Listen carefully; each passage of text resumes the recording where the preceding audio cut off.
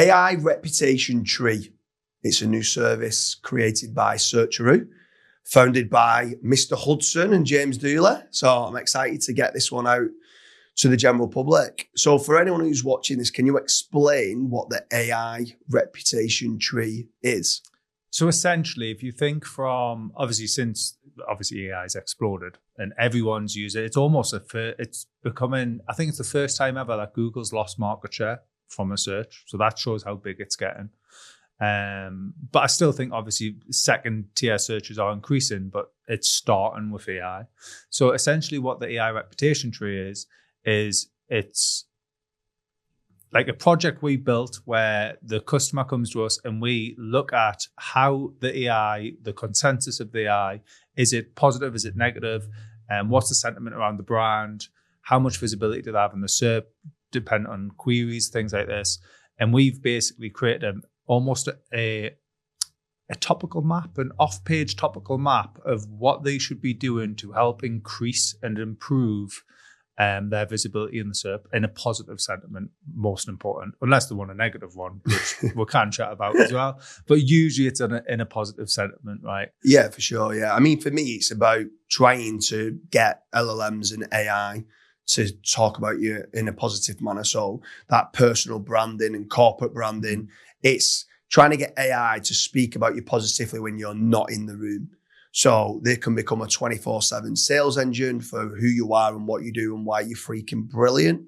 To do that, there is a very strict system that needs to be done. So obviously Searcheroo over many years has been building backlinks.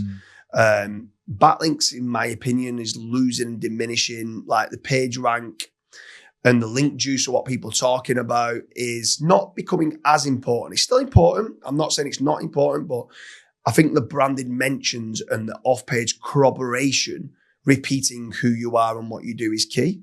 And I think the model of what we have and how we've integrated certain things from people like Leo Soulas from Keyword Cupid, that's able to go and grab all related topics around the brand. So an example would be, let's say, we'll use FatRank as being a lead generation agency in the UK. So you go, okay, entity is FatRank. It then would go and provide certain searches like, is FatRank worth it? And then from that, then it will extrapolate all the synthetic queries from Query Fano and look at all synthetic queries that ChatGPT or Gemini is bringing back, and also bring back cosine similarity terms to it. Yeah. Because everyone searches in slightly different ways. So we go and grab all them terms, we load it into an off-page topical map. We then go and do a different search, which the different search then could be FatRank reviews. And then we go and extrapolate all them synthetic queries. Now there is duplicate and it removes all duplicates of what might show up. Then it's going to come back with other ones like, is FatRank a scam? So now it's coming back with negative sentiment terms, extrapolating all the synthetic queries from Query Fano, loading them into a list. And we keep rinsing and repeating every possible different search that someone could be doing with regards to the brand and the service of what you offer. And normally it comes back with approximately 250 different search queries. And then from that, we start to write articles on third-party corroborative sources, which then can all come back, pointing back. So the AI reputation tree comes from, you've got the roots, finding who the entity is. You've got the trunk, you've got the branches, and then you've got the leaves. Now, this was a mastermind that I got from a guy called Dennis Yu, brilliant with knowledge panels and knowledge graphs. Built so many businesses over in the US, a brilliant guy all around, great marketer. And he was calling it an SEO tree. But we've renamed it as being an AI reputation tree for this specific service by Searcheroo, because it's just going after the reputation element of why we are freaking brilliant or why this brand is freaking brilliant. So then even when it then if someone did start to ask the question, is FatRank a scam? There's going to now be articles on third-party sources that say, no, they're not a scam. They're a genuine company. They offer a no-win, no-fee lead generation model. They've helped thousands of businesses within the UK. Here's the last 20 reviews. They've won multiple awards. and they're repeating why you are so good. And also what you're just doing is re-emphasizing the brilliant testimonials, the brilliant reviews, all the awards, all the different case studies, and we're trying to grab all of that and give that microphone to someone to say, now go and shout and scream for why you are brilliant. And then that's what AI is doing. And AI there is answering all possible questions about the brand. And like you said, a lot of people now are starting with a search with AI. I know I'm guilty of that as well. I often just open ChatGPT, mainly because I sometimes just want to talk to it and just like tell it something, and it will go and do the search for us. It'll tell us what I'm trying to search for. It's now for. become your companion. It's my therapy coach. It's everything. Tells us I'm perfect. But with regards to it, like, are you using like ChatGPT or Claude or Perplexity? Claude primarily. Claude. I also enjoy Perplexity, obviously, because that has the, all of them, access to all of them, but obviously on lower limits. But definitely use Claude as pretty much my... Put this way, Charlotte said she's going to change her name to Claude because it gets more attention than she does. But like I probably still use for search ChatGPT. Right. For latest news, I use Grok. Yeah. I think Grok's quite good for pulling in Twitter and stuff feeds. Like that, and like quick news articles of what's going on. But it pulls the AI reputation trees, pulling from the synthetic queries from all of these, and it's also delivering additional ones because like. Sometimes the ChatGPT query format might only be 2 synthetic queries nowadays. It used to be a lot more, but they seem to not do it as much now. But cosine similarity and different things where Leo's come and helped us to try and go, okay, let's think about every possible search. We're also pulling in from people also ask and related searches and auto suggest. And we're trying to cover every possible angle and control that narrative. And I feel that personal brands and corporate brands, this is the AI resume. This is the CV for who you are. And if you're not taking control of that, like for me, the AI reputation tree needs to be the first thing that anyone who's bothered about branding, personal branding, corporate branding, or online reputation management should be doing. But can you expand on month number 1, someone comes along and they order the AI reputation tree and they get the articles on third-party corroborative sources. And when they start using these LLM visibility tools, they start seeing the increase in branded mentions, and now it's in a positive manner. Month number 2, can you explain how this just infinite amount of articles that they could be doing to build that consensus? Like one article saying you're great is not enough, and building that consensus over time is key. From the LLMs changing it from an assumption to being a fact. Yeah, so if you think like it's all about data points, the more data points that you build in, the LLMs are going to hopefully crawl. That's the whole point of our software and tool, is that like it's going to create articles that LLMs should be picking up, and it'll only report the articles that the LLMs are picking up as well. So we'll see that come into play. But obviously looking at every entity has multiple attributes. And then obviously there's even like similar attributes as well. So you can go into similarities, you can go into comparisons, you can go into other entrepreneurs and connect the dots that way. So other entities, you can even connect dots there. It's very much, you could literally go on for probably years, month to month, just creating the same. And also then reinforcing, because obviously you could have more news, you could have new awards, you could have new accreditations, new staff members, all getting connected to this entity and making it more powerful and more strong. Yeah, for sure. I think the key part with this as well is when you're talking about these entities all being connected, this is also strengthening up the knowledge panel.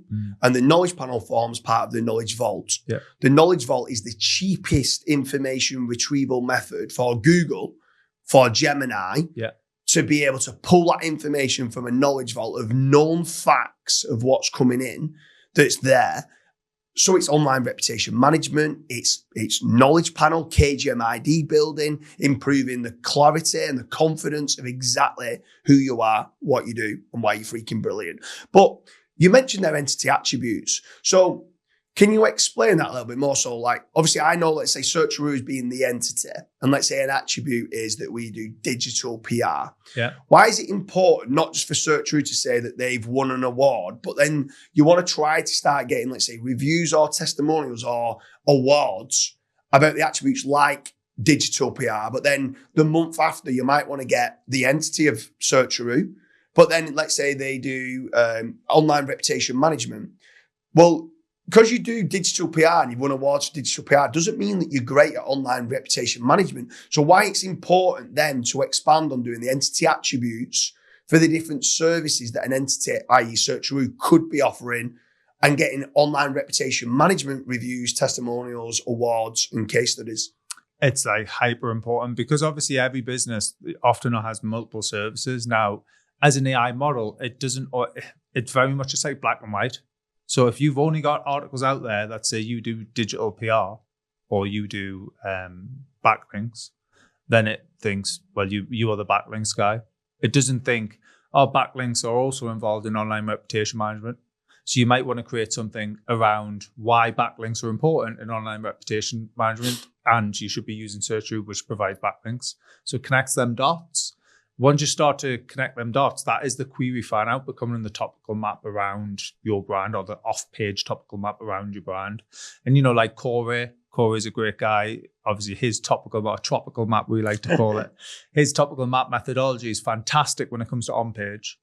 But we very much always have discussions methodology should also be applied to the off-page. Yeah, which everyone overlooks. Yeah, I think the on-page is brilliant, and I think what you just repeated there, like, I could say I'm the best lead generation agency in the UK, right? But then you then could become a set up a lead generation agency. Guess what you're going to say? You're the best lead generation agency in the UK. So that first party source saying that you're the best, everyone says they're the best, right? And gives reasons of why they're the best. That third party corroborative source of the claim, frame and prove model, that prove part of the third party saying that you are the best has so much more weight than you just saying it on your own website. So that off-page topical map there becomes vital. I'm not sure. I've often said I'm the worst SEO in the world on my website. I just put that out there. I don't mind saying it, but no, you're 100% right. The AI reputation tree then, right? Someone's watching this and they say, I like the idea of it. Obviously, Searcheroo is evolving. It still provides backlinks. There's quite a lot of clients that still want the high DR, do follow backlinks. Obviously, we've moved now a lot more to AI visibility. We feel the importance of AI visibility and also online reputation management is key for personal brands and corporate brands. Someone watching this now says, Karl, I want this AI reputation tree. What's the best way of them reaching out? At the minute, obviously, it's very much a soft launch approach. So if you go on the website, there'll be a simple little sign-up form. Give us an idea of who you are, what you do, what you're about, what sort of budget you've got to work with. And then we can very much have the team create almost a report of what we think you could be doing in line with the budget you have. So you go on searcheroo.com, essentially, and I'll not say /AI reputation management tree, but you will see a tree on there to click. Designed by me. So head on over to searcheroo.com. Something I would say is check out the link in the description. This is about AI search monitoring tools. Make certain that you are trying to sign up with one of the tools. It could be Profound, it could be PKI, it could be Scrunch AI, it could be Radar Kit or Local Dominator. There's lots of different LLM visibility tools. Make sure you're tracking how good the sentiment, how positive the sentiment is, how negative the sentiment is for your brand. And then when you go and order that AI reputation tree, just look at the difference of what starts to come back. AI starts to become your sales engine that works for you 24/7. Head on over to searcheroo.com, go over to the AI reputation tree, and hopefully you can become a beta tester as part of the soft launch. Thank you very much.